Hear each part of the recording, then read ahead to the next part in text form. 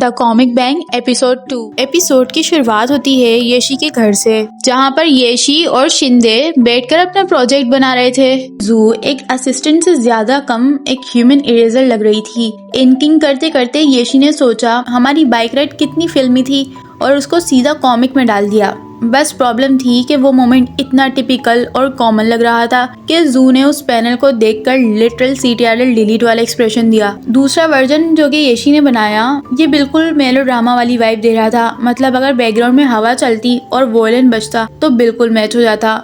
जो फिर भी इम्प्रेस नहीं हुई, बट चलो।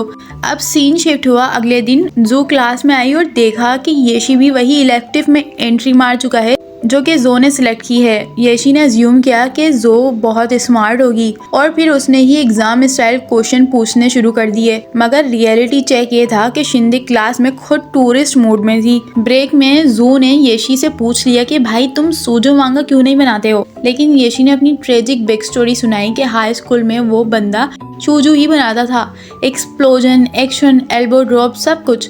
लेकिन मैगजीन ने उसे इग्नोर कर दिया और सिर्फ शोजो मंथली ने उसका रिप्लाई किया और बोला बेटा इसको क्यूट हार्ट्स और स्पार्कल्स में कन्वर्ट कर दो। और येशी ने ओबीडियंटली वो कर भी दिया। फिर ट्विस्ट आ गया। शिंदे को पता चला कि येशी की मांगा किसी रियल इंसान पर बेस्ड है। अब क्यूरियोसिटी और फुल वॉल्यूम में उसने पूछा एमी कौन है। येशी ने कैजुअल टोन में बोला कि हाँ एक दोस्त है, सैटरडे को रात मेरे घर ही थी।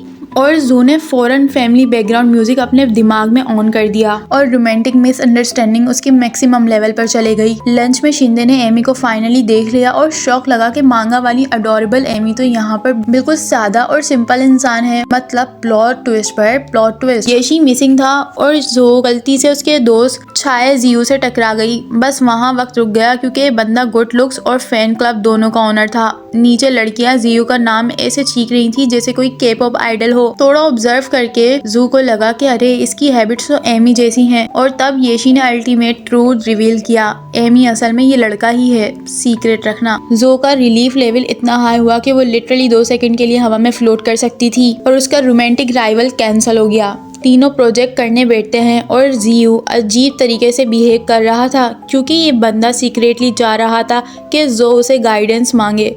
येशी उसकी छोटी सी विश पूरी कर देता है और जो ने एक लाइन एडवाइस भी पूछ ली। फिर जियो ने प्रपोज किया कि चलो एक आर्किटेक्चर ड्राइंग कॉन्टेस्ट करते हैं। रिजल्ट क्या था, तीनों ने कंबाइंड टैलेंट, एक डायग्राम भी सीधा नहीं बनाया।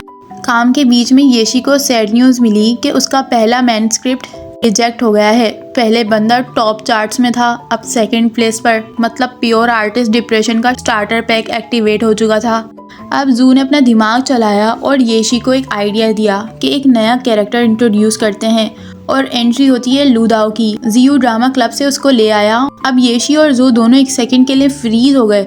लूदाओ की चारिश्मा इतनी स्ट्रॉन्ग थी कि उसके आसपास की लड़कियां भी थोड़ी देर उसकी फैन बन गई थी। जब वो अपना चार्म दिखा रही थी, ड्रामा क्लब का प्रेसिडेंट गू आकर उसको रिहर्सल के लिए खींच कर ले गया। जू साइड में एनालिसिस मोड में थी और ये सोचकर वो सीधी लूदाओ को ढूंढने निकल पड़ती है।